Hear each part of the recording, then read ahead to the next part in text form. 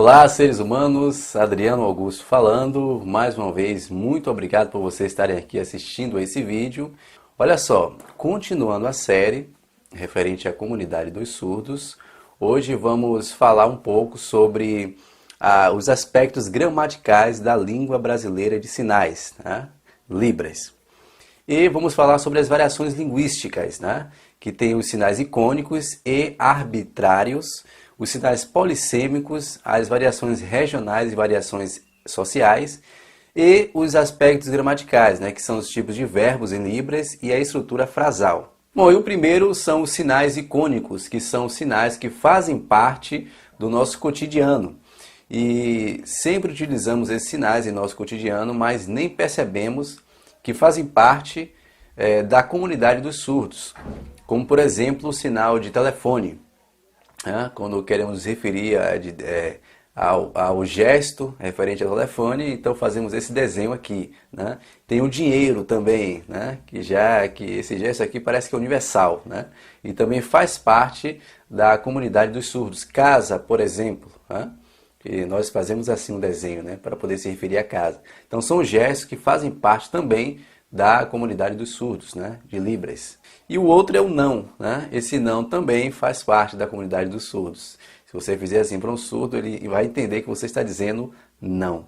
Bom, e o segundo são os sinais polissêmicos.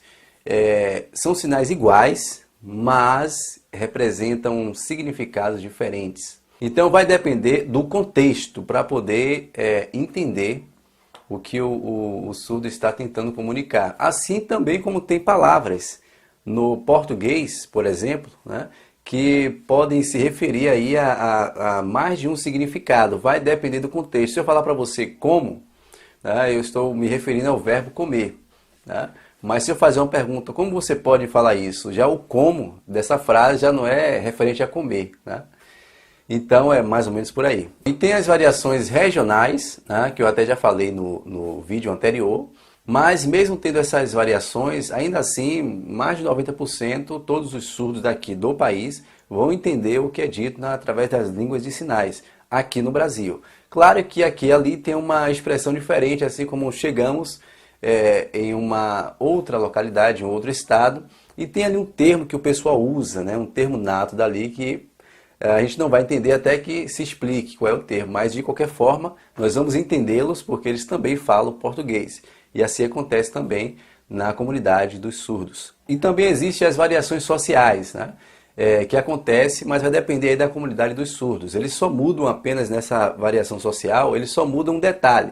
Eu aprendi 3 sinais, olhando um vídeo no YouTube, é muito interessante, que eu percebi que assim é aprender, né? Mas, por exemplo, numa variação social, pode ser que ele faça assim, né? Ele só mudou um pouco, mas o sinal continua o mesmo. Muda apenas um detalhe nessa variação social, mas dá para ir compreender na comunidade dos surdos. Uma outra coisa interessante é a estrutura frasal. E é muito interessante isso, preste bem atenção.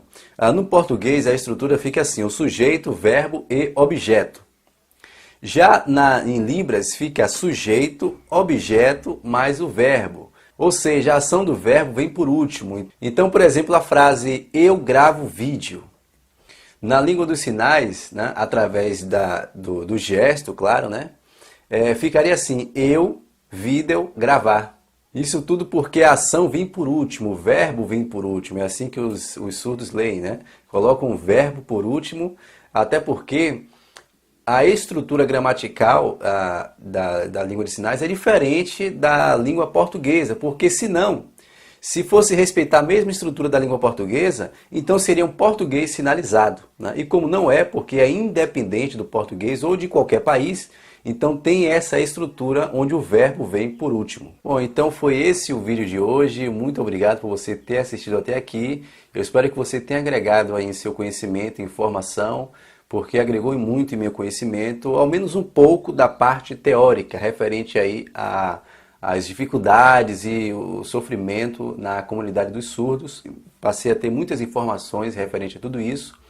A dificuldade em lutar, né, se torna maior, né?